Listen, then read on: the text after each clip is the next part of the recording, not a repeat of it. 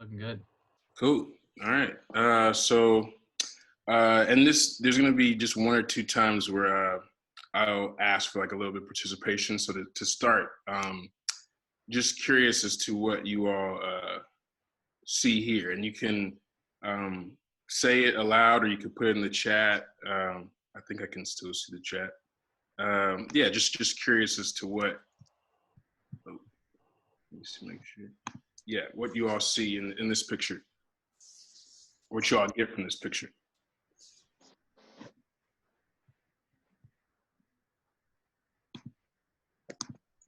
Okay, proud. Got it. Okay, now I can see the chat. I'm getting this. I see a little bit of prophecy going on in that that T-shirt. Yeah. That is kudos to my mom. Yeah, so I got in the chat. Proud little boy, joyful, cute boy, ready to move forward, hope for the future, joyful, playful. Somebody else, Matt, so the thinker. Somebody else shared this picture, said the same thing. Yeah, it's very interesting that pose will come again in this presentation. I think all of you are correct. You know, it's hope, it's confidence, it's joy, it's curiosity, and I think I believe this picture was when I was 4, and I think this is the energy and person I think I try to channel and get back to. So I think we all come in to this world with this energy and this curiosity and this hope, and unfortunately, particularly for I think people of color in this country, we lose this sense of hope, and so or the sense of curiosity and joy. And so I think a lot of my work, one, tries to channel this being, but also shed light on the fact that it's how our history and how our structures and how our systems kind of work against enhancing or cultivating that same hope and joy. So the first kind of slide I'll show is if I can make this work. Not sure why it's not letting me go. Sorry. Let's see.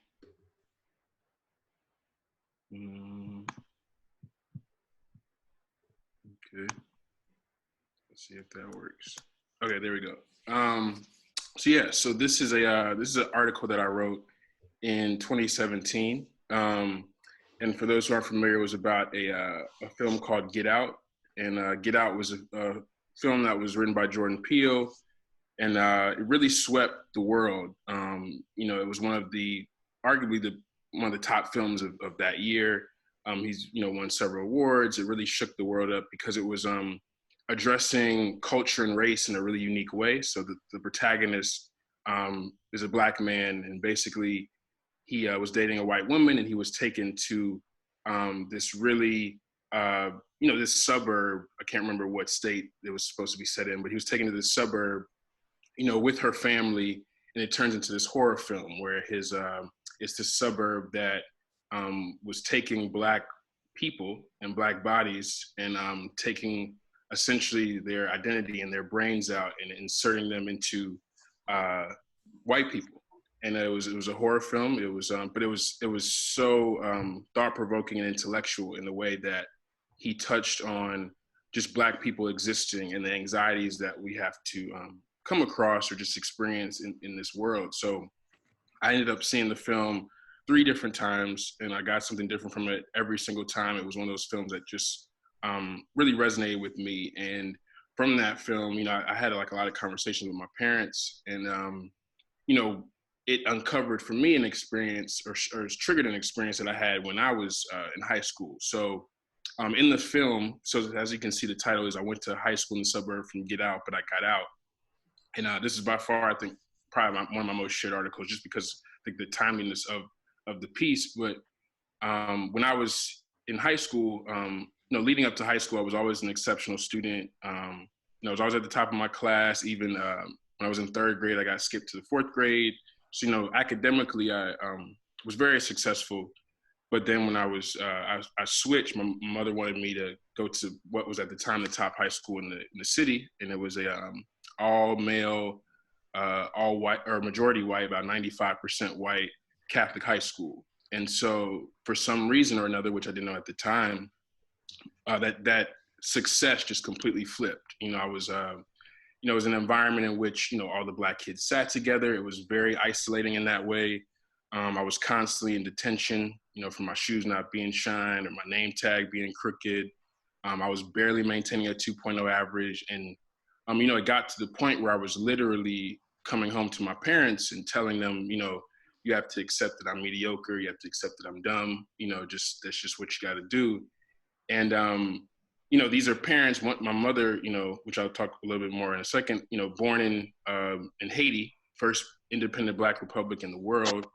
My father was a member of the Nation of Islam, Malcolm X, Elijah Muhammad back in the 60s. So I was coming from two very strong, I think, Black cultural structures. And yet this environment was very destructive for me.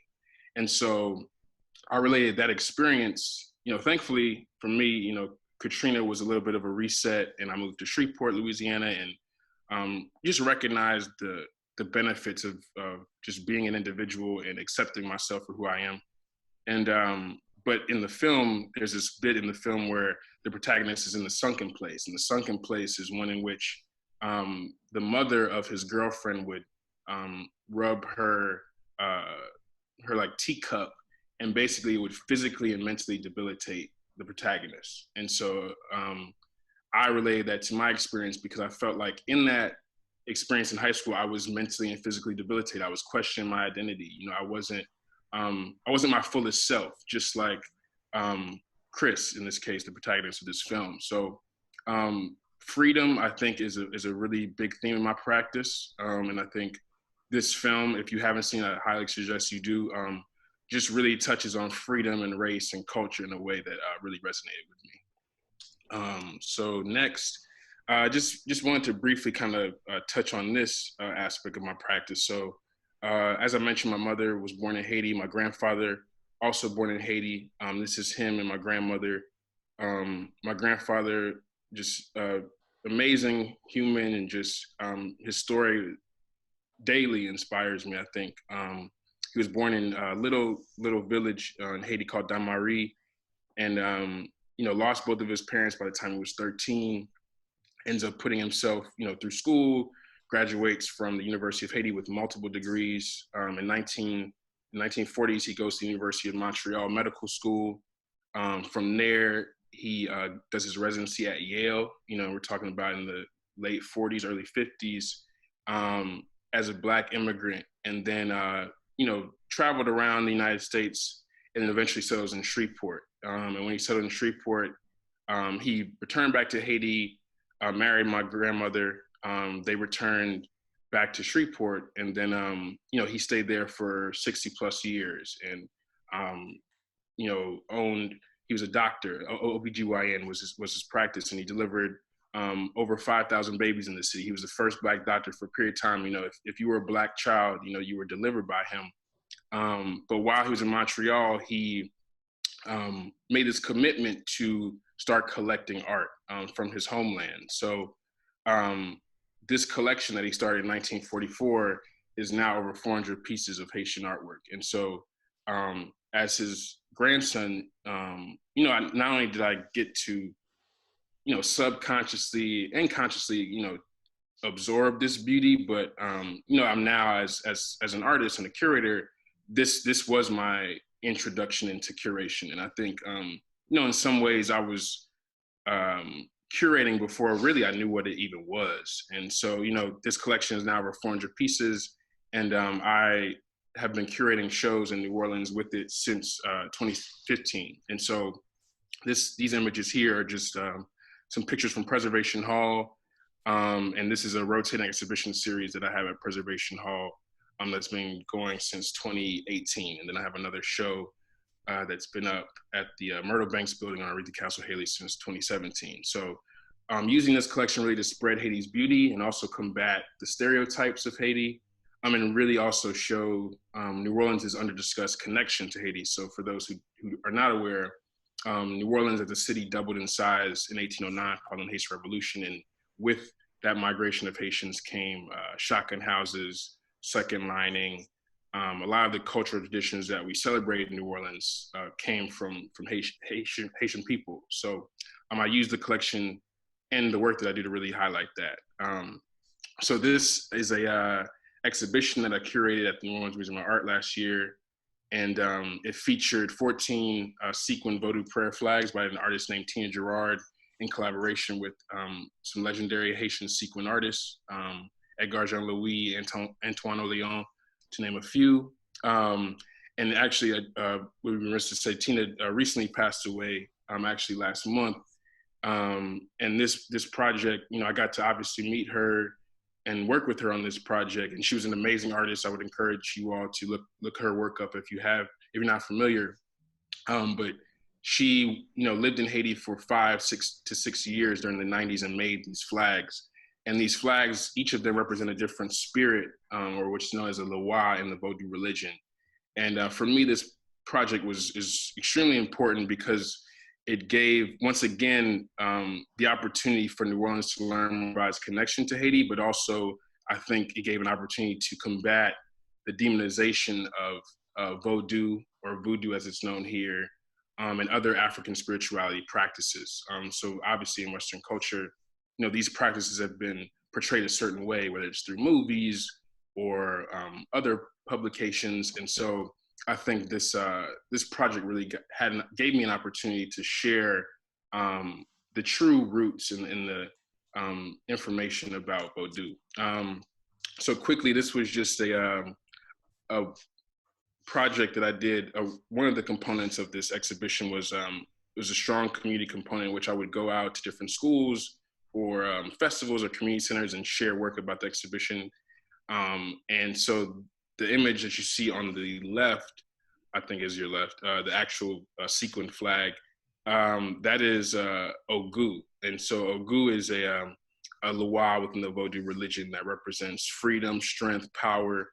And it's also believed that this was the Loa that possessed the enslaved Africans during the Haitian Revolution. So for those who don't know, the Haitian Revolution began in 1791 around a Vodou ceremony. And then these enslaved people revolted, for almost 13 years, gaining their independence in 1804 and becoming the first independent Black republic in the world, the first only successful slave rebellion in world history. And so it's a powerful, obviously, narrative. And so this particular image, obviously that Loa is representing that freedom and that power and that strength. On the right, you see an image by an incarcerated student.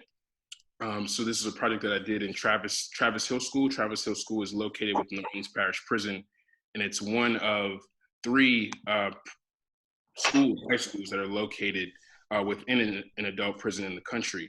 And so part of my curatorial project for this exhibition was to go into this prison and work with these students around this exhibition and teaching them about Haiti and New Orleans' connection, and working with them to create their own artworks in response to what I was sharing with them. And so obviously you can see this student, his name was Eric, he mimicked almost, that exact image. And it was really beautiful to see their just natural creativity. I firmly believe that, they are incarcerated students, they are in a prison, but we share the same experiences. We come from the same place.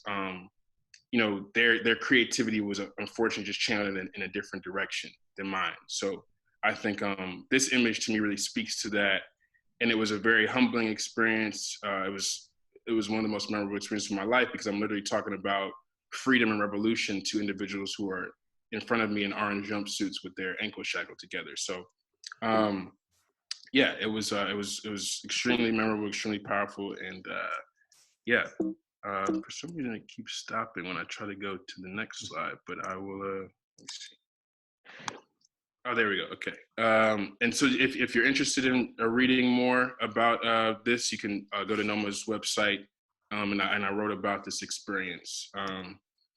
And then just to kind of conclude my curatorial half of my practice, I was recently this January awarded a curatorial fellowship with the Andy Warhol Foundation. And so I'll be working on a project that will essentially be using New Orleans as a microcosm to explore Haiti's impact on the African diaspora. So as I mentioned, in New Orleans, we have been strongly influenced by Haiti, whether it's shotgun houses or second lining. And that example of influence can be seen across the Western Hemisphere, really. If you go to Cuba or Colombia or Brazil, you can see all these different influences, very similar to here. And also very similar to here, these influences are under discussed. In New Orleans, there's no visual representation of Haiti's influence on second lining or shotgun houses, which I think is a problem. And I think, this project, I will essentially be traveling to these locations and working with artists and historians and cultural bearers to really unearth these histories and eventually share them within an exhibition that will be presented here in New Orleans. This is obviously an opportunity just to really dig deeper into some of the work that I was mentioning before, curatorially. So now we'll just switch it a little bit to my personal art making practice. So this is another somewhat participatory one. Can anybody guess who they think this person is? And you can shout it out or put it in the chat, whichever you feel.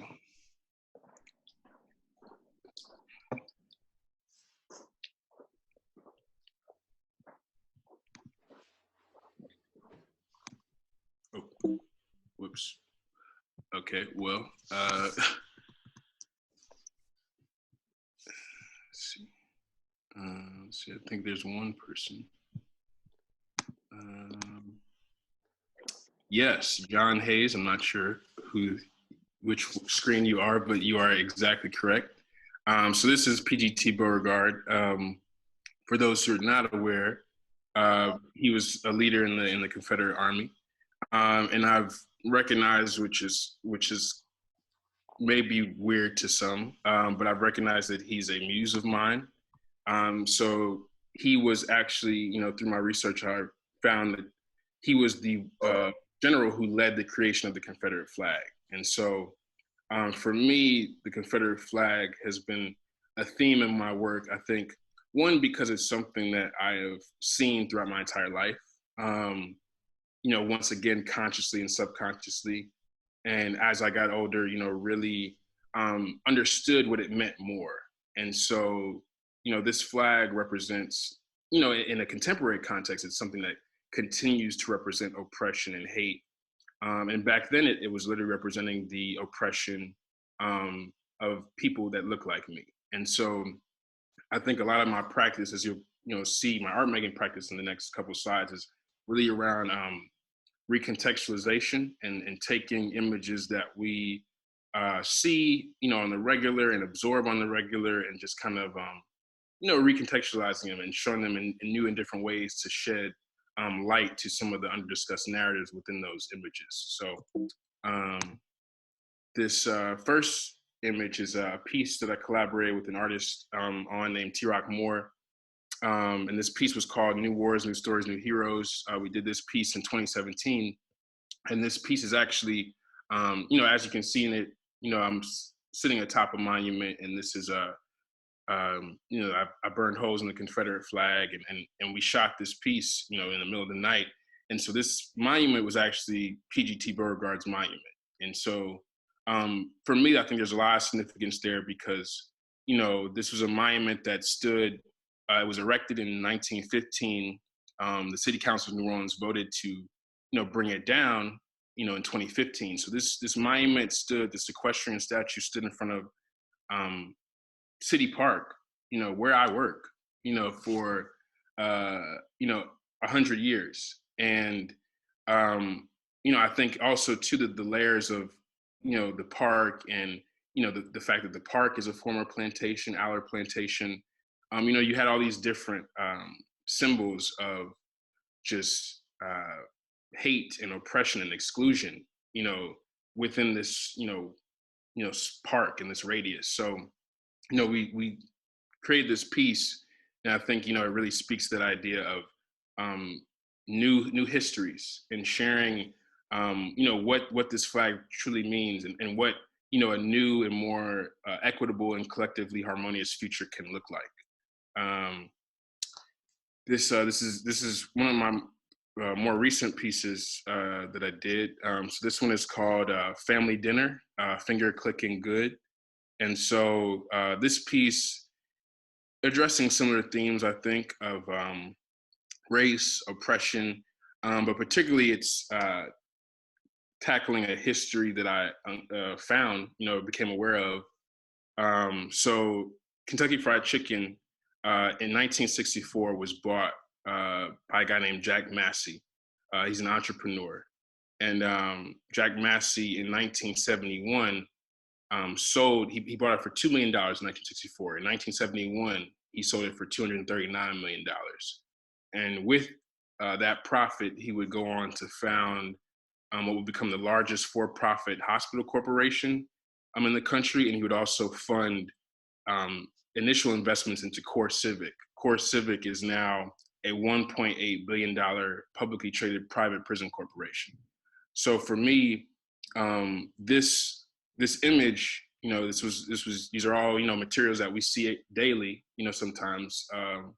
I assembled all these into this image and, created this photograph. And so, I think it's touching on just the interconnectivity of all these different things, like the largest, a nearly $2 billion publicly traded private prison corporation, private prisons, the prison system, which is literally modern day slavery, is connected very much so to the second largest restaurant chain in the world. KFC is the second largest restaurant chain in the world after McDonald's. And so for me, it's somewhat, mind blowing that, these connections are just that deep. These structures that are billion-dollar industries, but I think it's really just a microcosm for the system, this entire structure. I think so much of our system, even the art industry, is rooted in imperialism, colonialism. So I think this piece is really tackling those histories. I also, have done several performance-based work. So this was another piece that I did in 2017. I did it several times in 2018 as well. It was another collaboration with T-Rock Moore, and this was a performance piece that was it was called The Thinker, and it was looking at the Eurocentric foundations of Rodin's The Thinker. So I'm sure you all have seen the piece Rodin's The Thinker, and it's one of, I think the most widely shared, widely replicated works of art of all time. You can see Rodin's The Thinker almost everywhere in some form or fashion. And me and T-Rock really sat with that, of this idea of, what is that, statue really represent? It was made in Paris, in the 1800s, I believe. And, it really represents one specific type of thought, a thought that was very much rooted in exclusion, imperialism, colonial practices. And so this performance piece was one that was just, once again, just recontextualizing this piece and this image that we've seen, so many of us, throughout our lives. And so it was a performance-based piece. That image on the right is one of me. I was in the gallery 3 hours for 5 days a week. And it was really enriching experience, and showed me so much, I think, about contemporary art, but also just that idea of recontextualizing history that people have seen so often. This piece is it's a piece that my most recent performance piece I did in Telluride, Colorado, and this was it was essentially for a conference. It was called Original Thinkers, and I was invited to be one of the featured artists. And I, created this performance piece. It was in an abandoned mine. It was about 5 or 6 featured artists, and we all had sections of the mine. And so I chose to do a performance and I entitled it "Black Thoughts, White Noise." And so one, I think just the title playing with the idea of black and white as colors. I think one of my an artist I look up to, Hank Willis Thomas, has one of my favorite quotes from him. He says that the craziest thing about blackness is that black people didn't create it. And so the idea of race being a construct, but also like that term black. He often says, my skin isn't black. This is an African American man, and I think I really am interested in like that, as well, like the recontextualization of color, race. And so this piece, Black Thoughts, White Noise, was a performance piece in which I create a sound piece that had different sounds that are associated with Blackness or the African diaspora. So the underlying tone was sounds of the Atlantic Ocean. And then in and out, so obviously touching on the African diaspora, but in and out, you would hear sounds like police sirens or gunshots or basketballs dribbling or trumpets or barber clippers, just different sounds that I personally associate with Blackness in my experience, but also that I think collectively we associate with Blackness in this country and in this world. And so on my body, you would see words, that I prompted the audience to think about, what's the first word that comes to mind when you hear black? And so, that's a very broad question, and obviously it can get many different responses. So, on my body, you could see different words. Some people said power, some people said music, some people said white, some people said matter. And then on that picture on the right, you can see that there was a board where you could also write these words. And so just really thinking about, the history of this country, the history of Black bodies in this country. This country was literally built on the oppression of Black bodies through the African diaspora. So I think I was using my body, but also attempting to just make us think a little bit more about all those things. This piece is one where I think I'm recontextualizing, but also using science, I think, as an inspiration. So the image on the left is a diatom, and so for those who don't know, a diatom is it's a microorganism that's located within the water that is responsible for every other breath that we take. And so when I learned about these, I was naturally fascinated by them. I was wondering why I never learned about these in science class, but it inspired me to create this, collaborate with an artist to create this work on the right. So I called this piece Water Wars. And so is obviously, so this diatom that you see on the left, this was, these were creations that scientists used to make essentially as art pieces in the Victorian era to, they would, zoom in on these diatoms and then create these, what they call diatom arrangements. So they would showcase them at different events or people's houses. And so the piece that I created on the right is one that was obviously inspired by this one, but shedding light on the diatoms, but also the role that women and water play in life. So these different designs, these are called veves. And so within the Vodou religion, veves are used, usually they're drawn on the ground to summon those spirits that I was mentioning before, the Loa.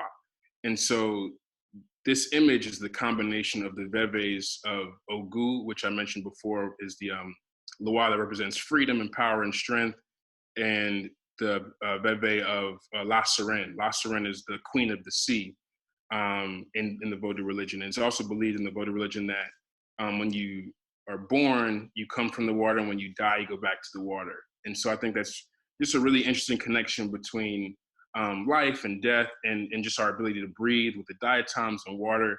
And so I think I, just was seeking to just combine all those themes into this new piece. So just to conclude, this brings me to my most recent body of work that I'm currently working on. And it's a series I'm calling White Barbies.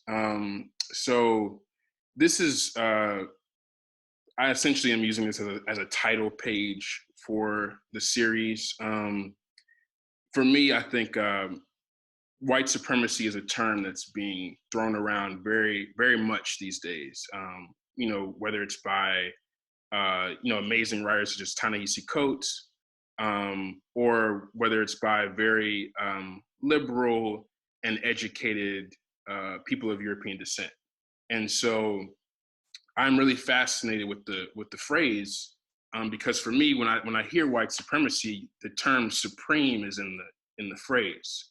And so, supreme, supremus, the origin of that is a Latin word, that means highest. And so I'm really interested in the way that the consistent usage of that term that we have used now throughout history has, conditioned us in for better or for worse. So this image is a title page from a guy named Dr. John Van Every, and he is regarded as, from what my research showed, the quote unquote first professional racist. So he, was a doctor here in the United States, and he used to release these pamphlets that would essentially just promote, at that time, what was called white supremacy. And he would, say that slavery was the natural condition for Black people. Every race was a different species, and that, white people were the best species. And, he would have all these, we would now consider extremely racist, theories and beliefs. But this is a man who was supported very heavily and, endorsed by former presidents of ours. And so, as you can see in this title page, I think he released this publication. This was like a re-release of something that he did in the 50s, and he releases it again in 1868. And, the title, White Supremacy, and so it was just simply, I just edited that. I think I augmented or amended, recontextualized this title page from his book to inspire, many works that I will create within this series. So these last two images, so these are two works that I have created within this series thus far, and really kind of touching on this moment that we're in. So the one that you see on the left, so both of these works within the White Barbie series are called Black is the New Black. So the first one is on the left is Black is the New Black, Off-White X Glenn County. So for those who are not familiar, Off-White is an extremely popular fashion brand. It's created by a guy named Virgil Abloh, and it's one of the most popular brands on the planet right now. And so I'm really fascinated in this moment with how trendy Black death has become. So most recently with Ahmaud Arbery, who was assassinated in February, but then obviously from a national, global standpoint, it takes us over 2 months to learn about this injustice. When I started seeing, the information about it, I was just really struck by how much it was being shared, but also, in a way, how trendy, social justice and attaching yourself to social justice issues has become. And so these works that I'm entitling Black is the New Black is really looking at and recontextualizing how I said, branding and and these images that we associate. So these off-white shoes, these are shoes that sell for I think retail $1,200, and his brand is all about putting things in quotes. And so like if you look at the actual picture of these shoes, you'll see air in the name, like as opposed to these names, you'll see air. And so I just thought it would be fitting for this moment to just flip that and put these names of these people who are associated with the story of injustice and oppression and the continued oppression of particularly Black people in this country. So the one on the right is one that I'm sure we all are familiar with, the Apple logo, Macintosh. But this one, once again, a simple just recontextualization of this logo. You know, I took out the A, and with it you see now Macintosh. And so kind of obviously related back to the Ahmaud story, which I think is the most recent modern day lynching. The first lynching, the first recorded, now I put emphasis on recorded lynching occurred by with a man named Francis McIntosh in St. Louis in 1836. And so, you know, I just think it's just ironic that, you know, this idea of just shifting in some ways the gaze, or shifting these logos and these brands in just subtle ways, can really make us think about you know, our association with these injustices and Black life and history. So yeah, I mean, I could talk about these a lot, but that is it for my presentation. I'd love to welcome you all questions, comments, anything. I will yes, press stop share now. Cool. Thank you, Nick. That was incredibly rich, and so much that we could talk for hours about in your work. And I really admire the way, you know, you're taking this vocabulary that we all kind of use or inhabit even without maybe even thinking about it. And it's the language of, I think, visual language of brands. And even the interesting thing that came up for me while you're talking was the interesting thing.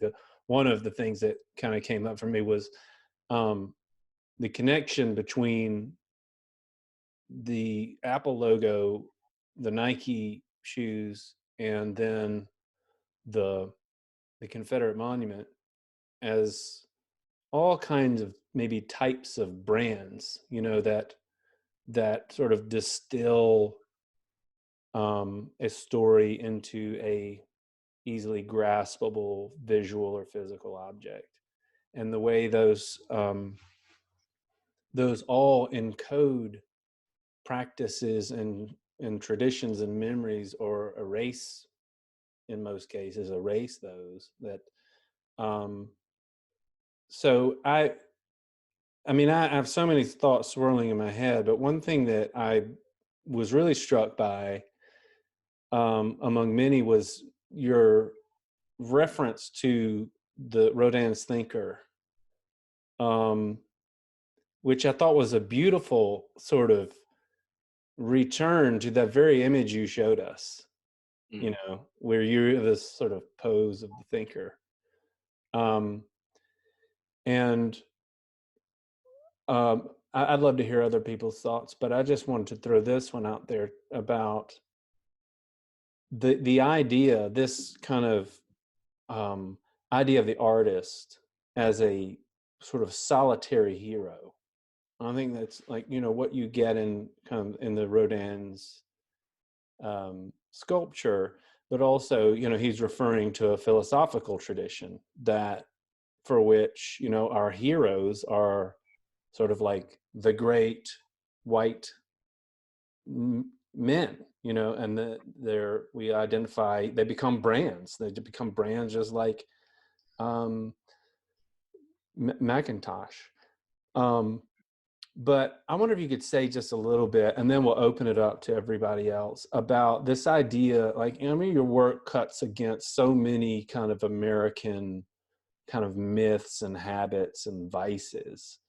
I wonder if you could just say a little bit about this one, about the individualism part of it. Because a lot of what you do is really collaborative, and it is really, you know, and it's also involved in especially your curatorial work is involved in a tradition, like in an ongoing living tradition of Haitian art that you kind of came into as well. So I wonder if you could just say maybe a little bit about how your work kind of is a sort of intervention in that sort of American individualism, and how it opens us up to something else. Yeah, no, thank you for that question, and thank you for seeing that. I think yeah, that that makes me think a lot. I've often say, like I don't feel like I do anything alone. Even when I'm quote unquote alone in the traditional sense. Like I think spiritually, my grandfather is with me. My grandfathers, my grandparents, all these ancestral influences, I think, are always with me. And so I truly believe that. Like I truly believe nothing I'm doing is alone. Um, and speaking to like the idea of the individualism, I when I did that piece, part of what I would do with the Rodin pieces, I would write different messages on cards, and so like and I would hold them up to the audience. So like one would say, black is a color, and another one would say we all begin as women, and then I had one that actually said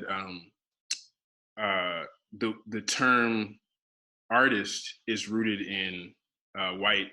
At that time, I said white supremacy, or what I would say now, white barbarism. So, um, thinking about the artist, like you were kind of saying, like the idea of the artist being this hero, and like this individual who's going to lead us into this new world or new way of thinking, and I think that's it's flawed, and I think for me, when I say that the term artist is rooted in white barbarism, I'm thinking about it from a context of, you know, we all can acknowledge that the world began on the continent of Africa. That's been proven, and so I believe, in Africa, the idea of art, if we go back to the source and the root, people were just creating. Like this was a way of life. Like the absorption of culture or the absorption of an experience, and then the sharing of your perspective,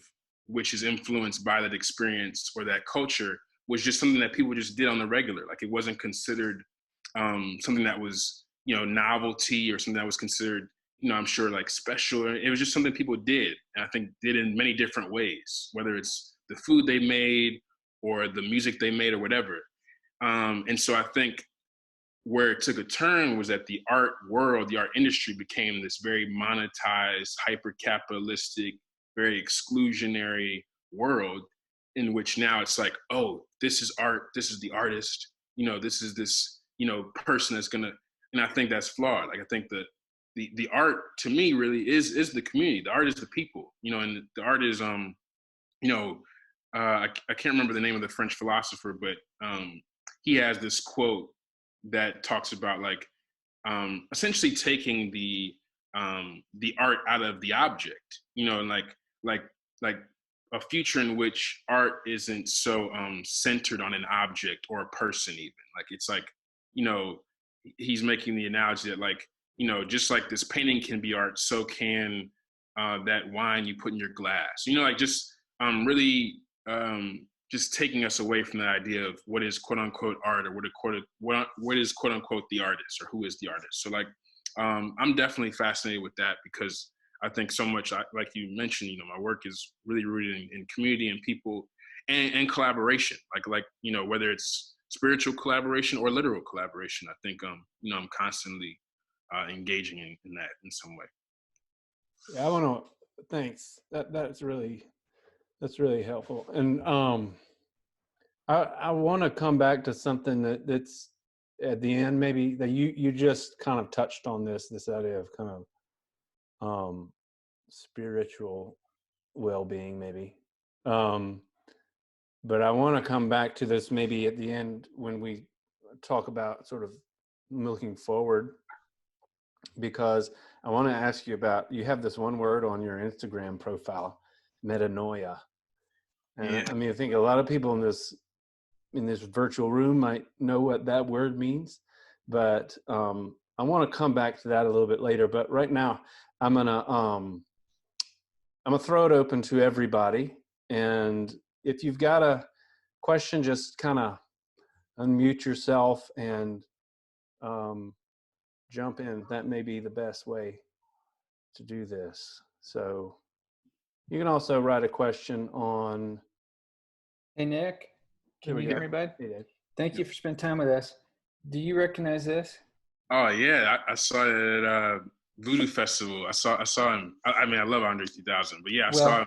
Well, I mean this is the highest compliment. Some of your work reminds me of that. Whoa, man! Whoa! That's right. Whoa! Hey, thank you. So thank you for that. I do have a question for you, and it doesn't. This I know from past experiences with Pete that this group has a lot of really smart people and deep thinkers on it, and I'm coming from the very lowly position of a parent, and recognizing I think that you're probably a little bit younger than I am. And I also perceive through your work in the criminal justice system that you're interacting with some people who are definitely younger than I am, maybe younger than you are. My ancestors owned slaves. My ancestors fought for the Confederacy. When I first tried to inquire about the meaning of that flag, that battle flag, the response was some variation on, it's complicated.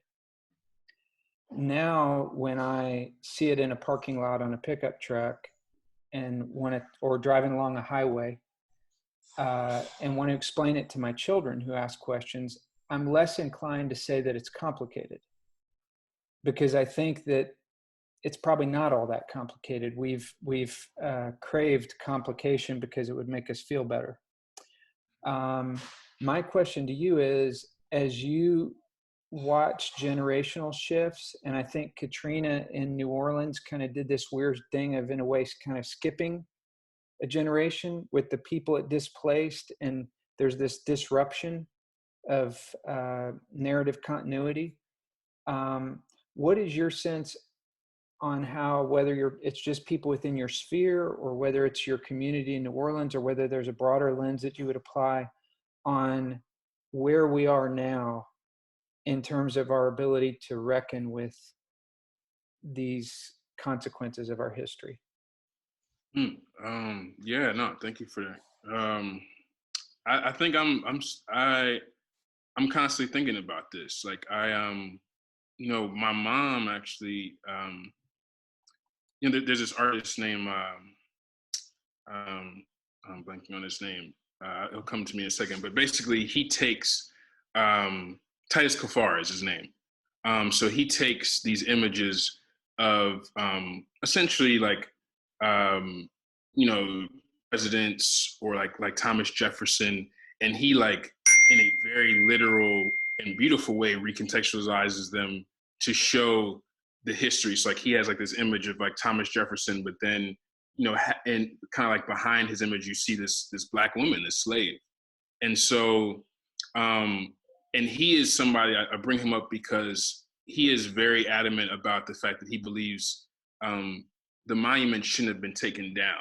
And my mom is actually someone who agrees with that, I am not exactly sure where I stand on that issue, because, on one end, my mom, her kind of thinking and argument is that, you're literally just erasing the history. And so now when a little child drives past, City Park, there is no Beauregard monument. There is nothing that shows that history of what was and where we have now come to.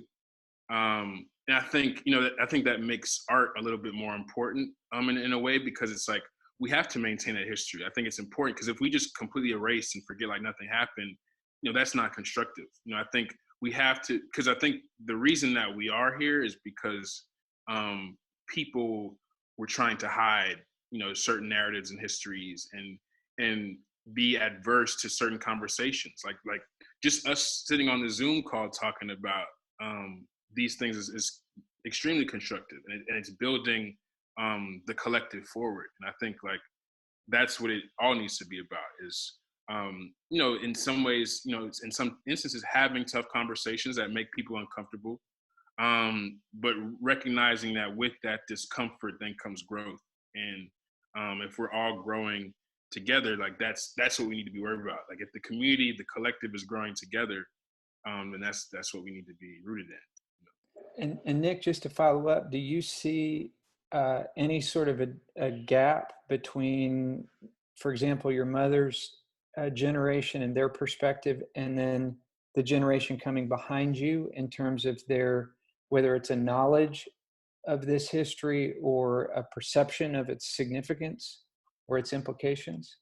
Yeah, I think there are gaps between every generation. I think between my mother's, my mom is 62, and so between my mother's and I think the one behind me, which would I guess be like my little cousins were like 16, 17. My thought and somewhat fear is that they're coming up in the noisiest period of human history. I think like social media, which is I think what I try to touch on too with my work with the branding, is like social media is a double-edged sword. It has so much value. It can share something like Ahmaud Arbery's unjust murder very rapidly. Then at the same time, it can be an extreme distraction. And then like kind of what I was touching on with the work is that, for 2 or 3 days, that's all we see. And then after those 3 days, it's nothing.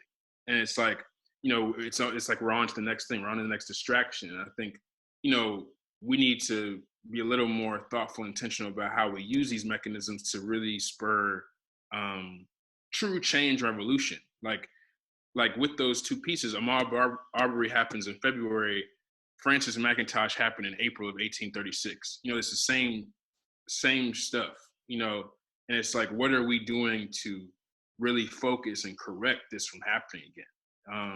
So I think with the generation coming behind me, I think it's up to them to really think about, how they're filtering out the noise, and really staying rooted in just getting change, like revolution and change. Yeah. Nic, I don't know if you saw my friend Merrill Penson's question on the chat there, but I think you touched on it, and you may have anticipated it. But she asks, is the role of an artist as change agent enough in today's society to make substantive change? If you could. I think we can. I think it goes back to, like I was saying, like the collective. Like there's, I think, like I was mentioning with your question about like the flaw of like the idea of the artist being this individual and this, supreme high individual. Like I think as an artist, yes. I mean, we're hyper, I think, empathetic, sensitive individuals, and we also are hyper creative, and so we can thus use our hyper empathy and hyper creativity to spark change. I can make a work about this, connection between KFC and the private prison corporation, but I'm not the person on the, like, I'm not an attorney. I'm not,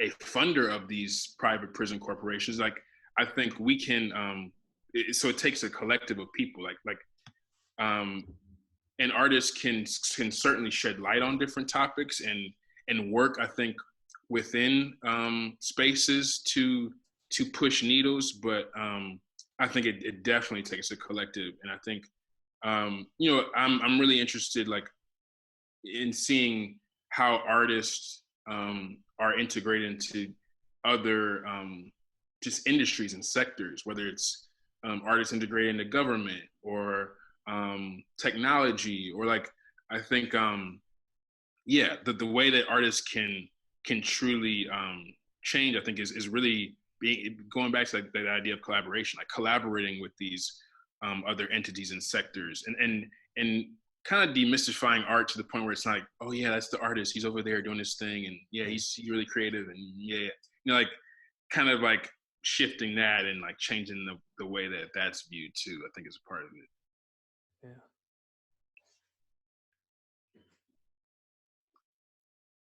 Anybody else? Feel free to. Nick, one thing thanks for being here, man. And Yeah, thank you. Man, it's good to see you. It's good to see you too.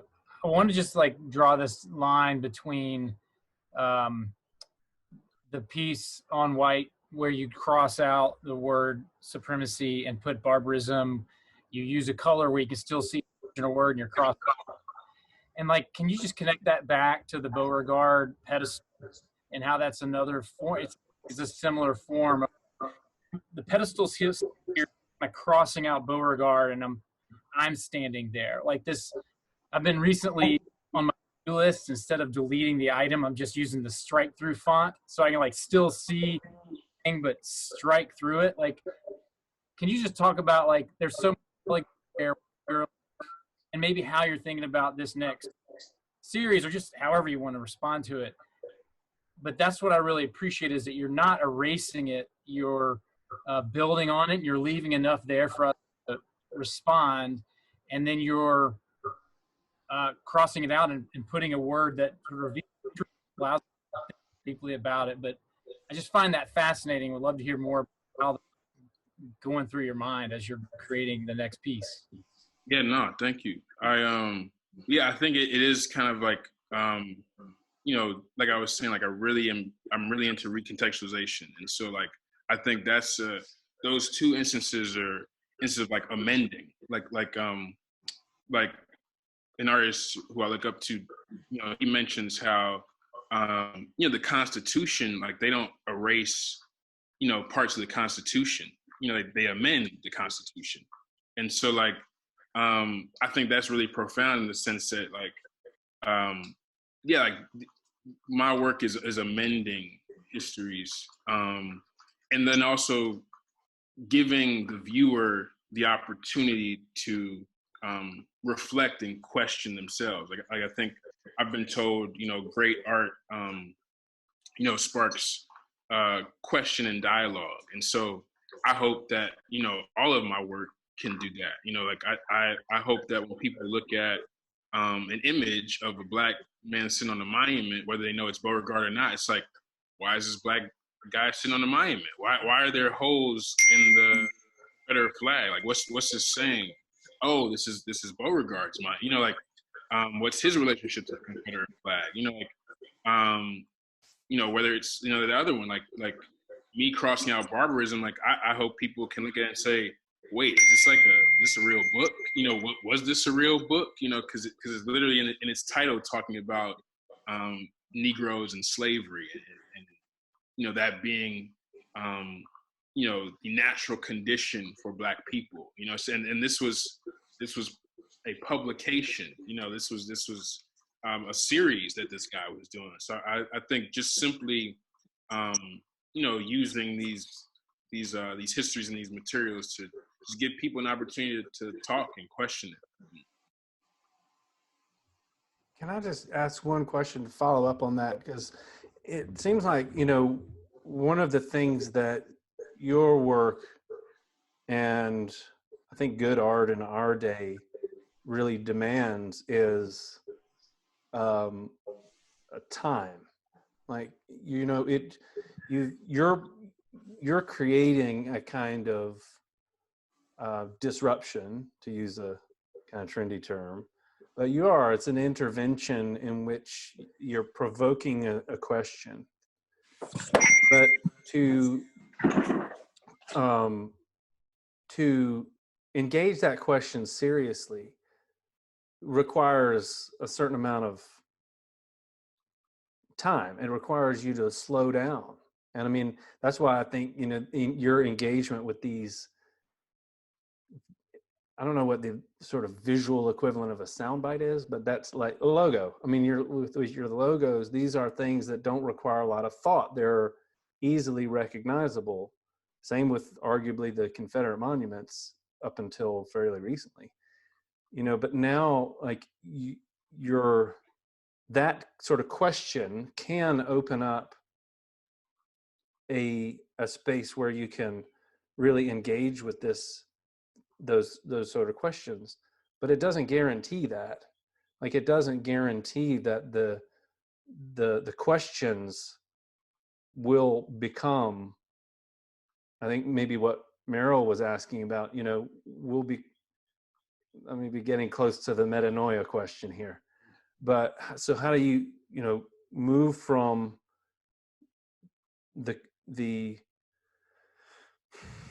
that little splinter of a question to reflection, or the kind of reflection that, or the kind of time, or the engagement that requires the investment of time? Does that make any sense?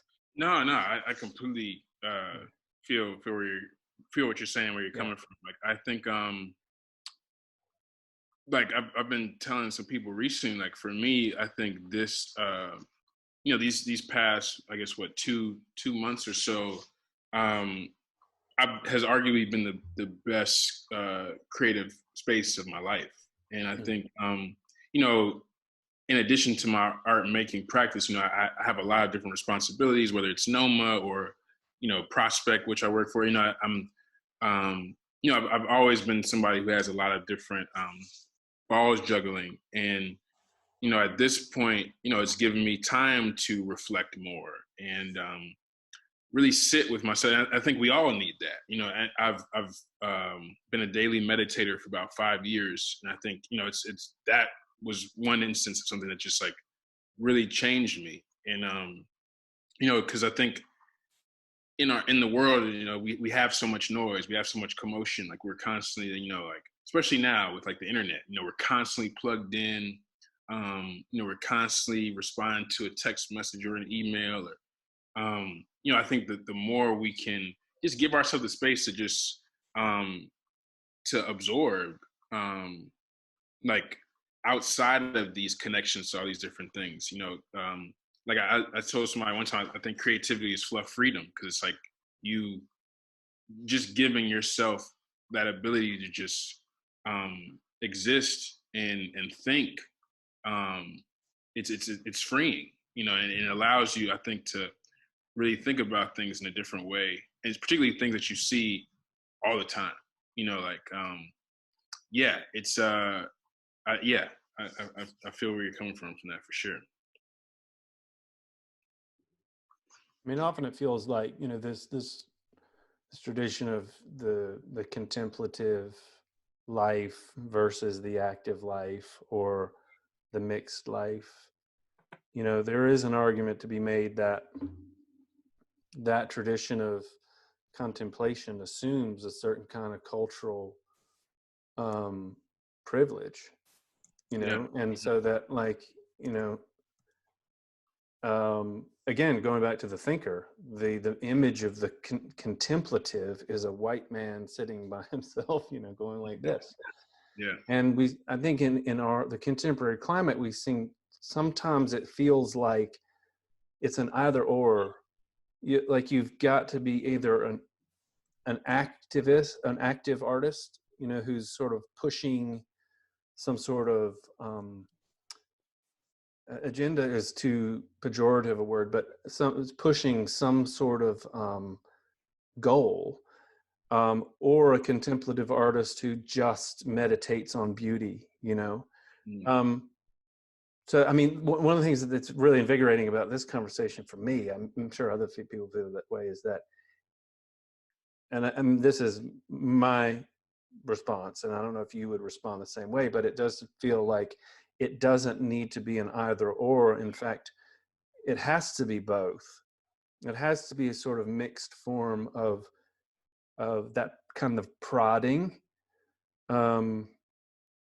which I guess could also be a loaded metaphor too, but that sort of provocative quality of art that seems both necessary and maybe also trendy, and also that contemplative moment where you just have to sit with this stuff for a while.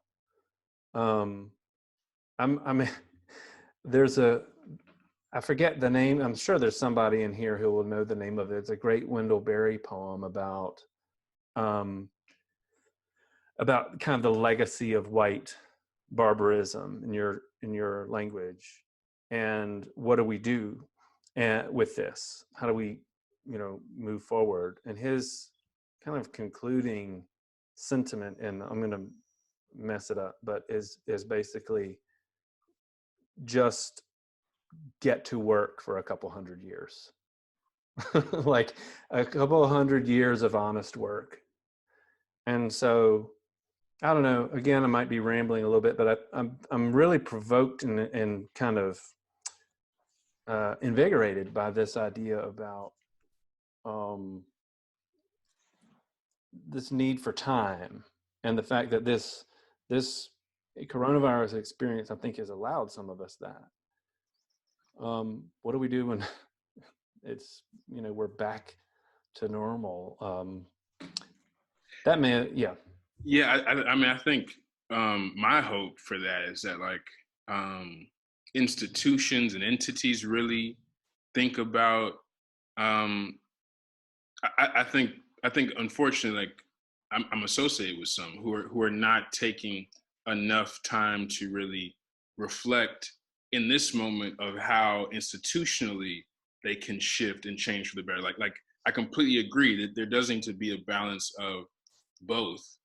And I think, in our world that is, particularly in this country that is so rooted in just like hyper capitalism and hyper productivity and quote unquote productivity, it's like we're, these structures and these institutions aren't set up most times for people to have those moments of reflection, and which I think, those moments of reflection really lead to better productivity and more effective productivity, whatever you want to define productivity as. But I think in this moment, I wish and I hope that more entities kind of really like look in the mirror on that aspect of things. Like how can we give our employees and I think that you see it in different instances. Like I think 4.0 is an example. I think you see instances of organizations and entities that are like forward thinking and thinking about how are we consistently creating an environment and creating an organization that is pulling out the best from our people, not just like putting it like they gotta be 80 hours a week, constantly connected, blah blah blah. Like no, like I think it's gotta be both, and I hope that this time is giving those entities that.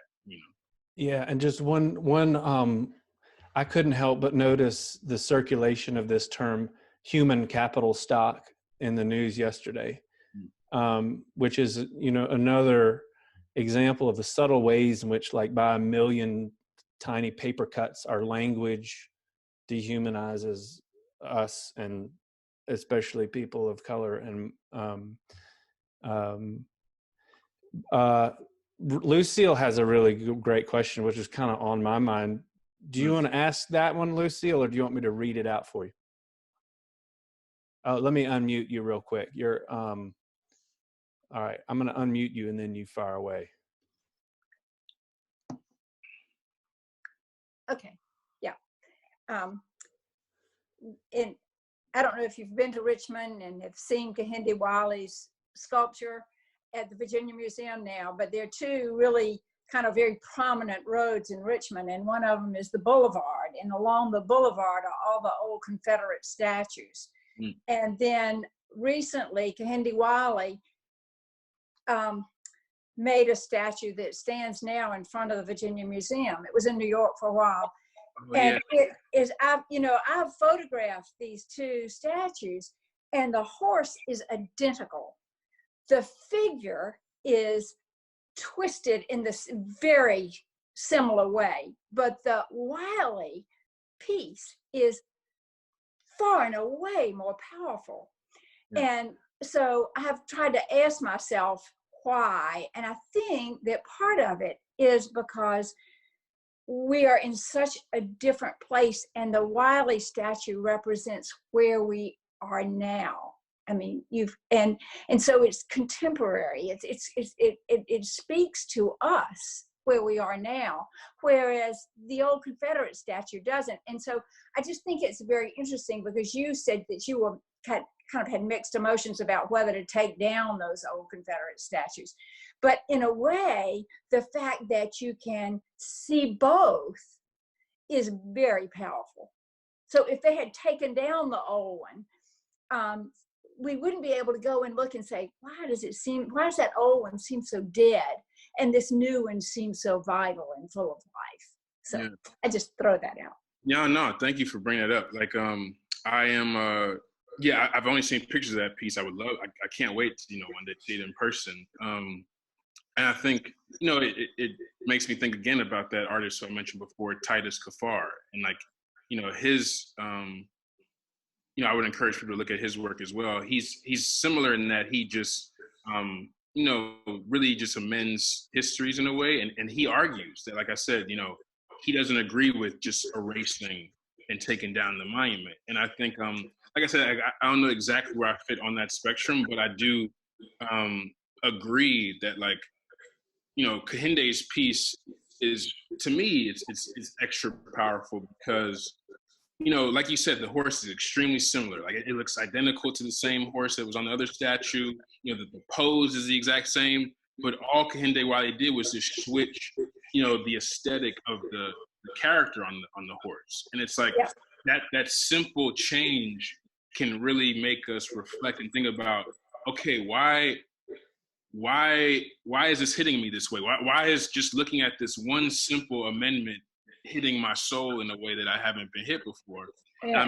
For me, like, I think for people who look like me, those type of images, like in a statue form, are even more powerful because, I grew up in a city like New Orleans where I'm seeing those types of statues daily, sometimes multiple times a day if I'm going certain routes to school or whatever. And, like, you don't realize how subconsciously you're absorbing those images to be like, oh yeah, like old white men on horses, like that's power.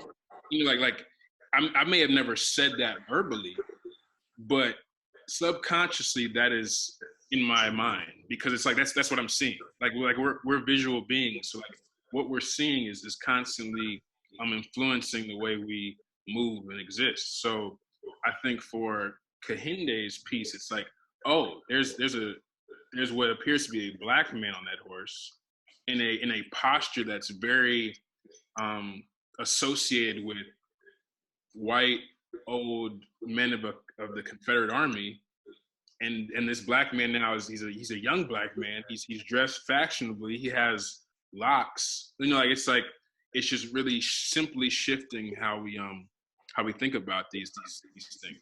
So yeah, I'm very much a fan of his work in that piece. I can't wait to see it in person. Well, come, because it's worth seeing it. It just blew me away the first time I saw it. Just kept walking around it, and then I had to drive down and see that old statue, and it was like, what has he done? He's just brought something contemporary and a energy that is amazing artist. Yeah, thank you for sharing that.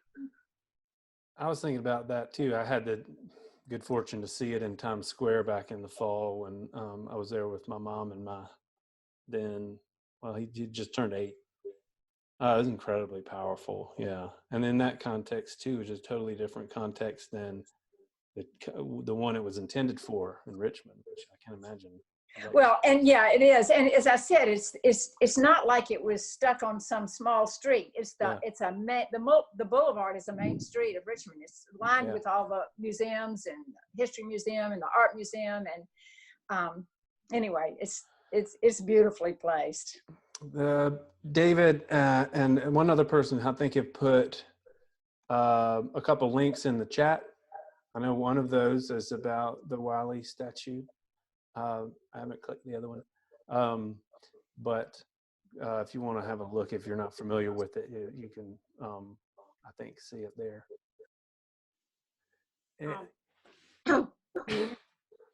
I should have known we were never going to do this in an hour. There was way too much. Oh, good.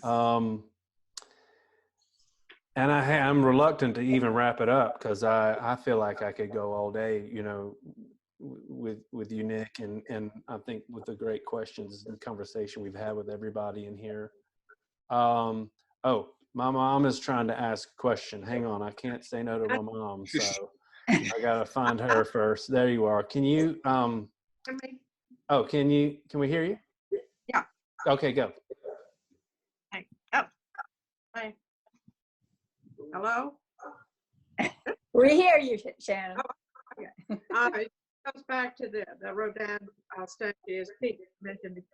It's I just had a visual that maybe Nick could think about. If you replaced Confederate statue, what, and had a conversation with you were viewing you in a gallery or out in a square, what do you think of that you could speak? What do you think? I just think that would be interesting. Of course, they wouldn't have foresight the way we did. We hope that regrets and insight into how far we've come. Were you? It was kind of breaking in and out. Were you saying, what do you think a Confederate, like, what could be there in place? Yes. What would they say if they could be? As opposed to the Confederate statue, like, what would those like statues say? Or Yes. yeah, I think I mean, my initial thought is I think just reflecting, because those, I think, like, the locations where the statues were placed, you know, across the country tend to be very prominent. Like, for instance, you know, in New Orleans, Lee Circle is one of the highest points in the city. You know, the former Beauregard statue in front of City Park, you know, these are very prominent locations. And I think, you know, that they give the potentiality for very prominent statements. And so I think, you know, one that comes to mind, I mean, I'm obviously a little biased, but I think, you know, there should be some visual representation of Haitian history in New Orleans. Like, I think there needs to be whether it's a statue or a huge plaque or something. I mean, you know, I think in January, Benin actually, you know, unveiled like a huge statue of Jean-Jacques Dessalines, who was the first president of Haiti. You know, and that's in Africa, you know, Benin. And so I think things like that. Like, I mean, you know, New Orleans obviously has this extremely deep connection to Haiti. And we have, you know, deep connections to other countries. I mean, there's Cuba is one. You know, I think these statues in these locations can really reflect the histories of the place in a way. Like, I don't think New Orleans' history, you know, the Confederacy is a part of New Orleans' history. But I think most, if not all people, can agree that's not the most prominent part of New Orleans' history. You know, when people think of New Orleans, a lot of people think of the culture, they think of the food, they think of Second Line, they think of the architecture. So, you know, statues or monuments that are reflecting the beauty of those things, but also the root and the influence of those things, I think are, you know, just more, just a little bit better, you know, for the collective.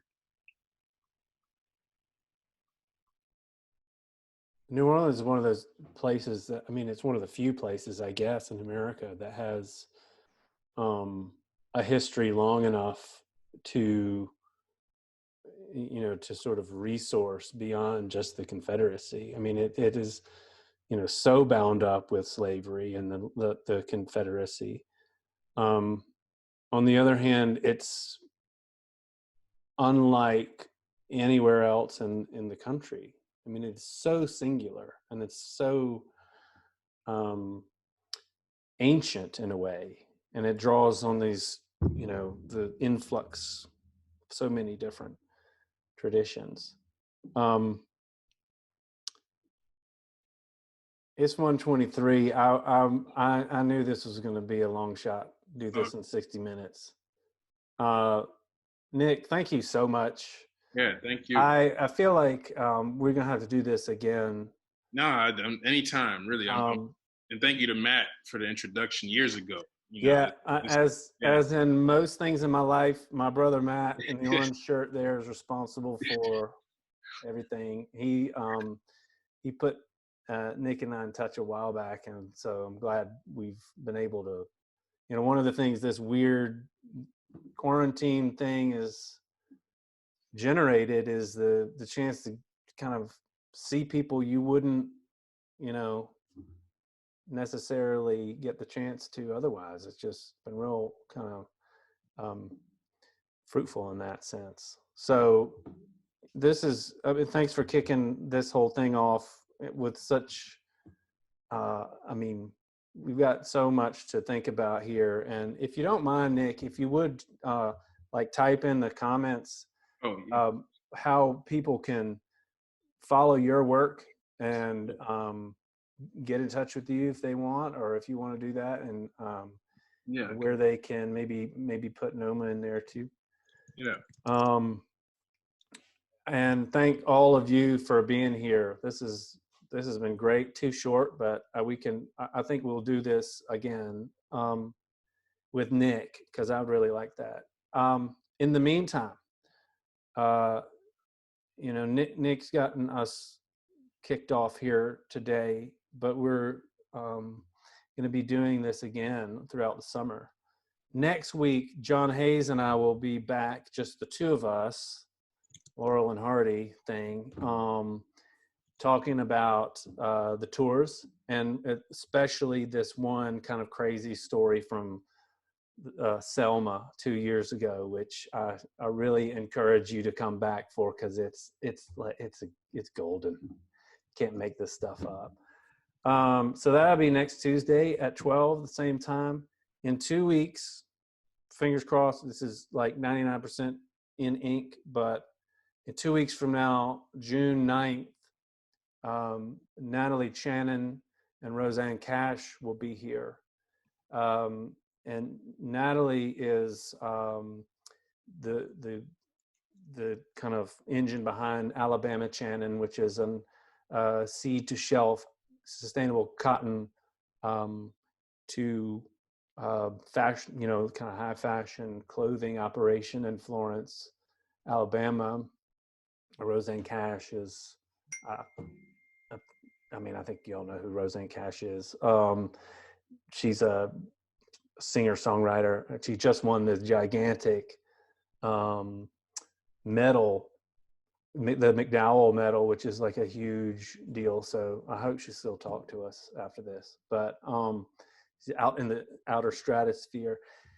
In a month or so, June 30th, Susan Neiman, who's a philosopher, an Atlanta native. Most recent book is called Learning from the Germans. She's a philosopher based in Berlin, although she's American.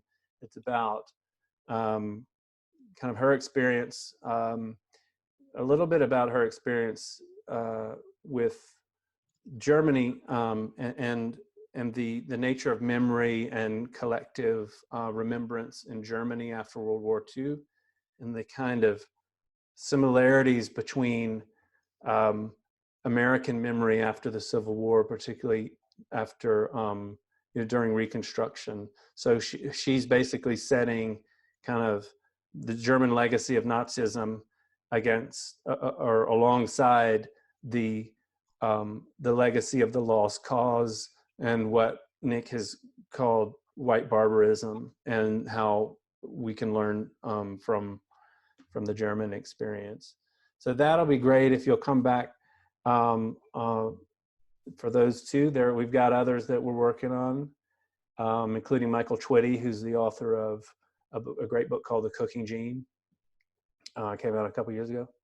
Anyway, we got a lot to do this summer, and there's nobody I wanted to kick this off with beside Nic, and I think, like, you have given us so much. Thank you for feeding us today. Thank you. and given us a lot to chew on. I hope we can get you back at some point. Yeah, anytime. Thank you. Anytime. Really appreciate the opportunity. Thank you.